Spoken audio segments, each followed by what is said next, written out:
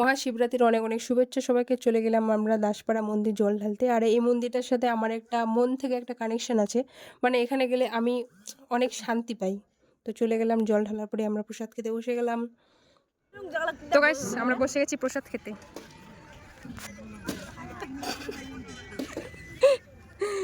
তুই আমাকে দেখা।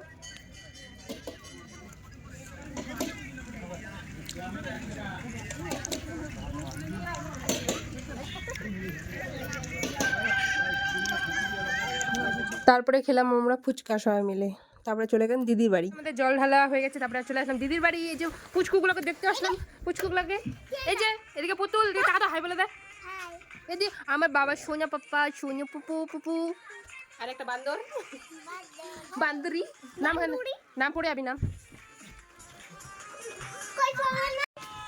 তো গাইস আজকের ব্লগটা এইটুকু, দেখা হচ্ছে নেক্সট ব্লগে খুব তাড়াতাড়ি। টাটা সবাইকে, tata tata tata tata tata tata tata.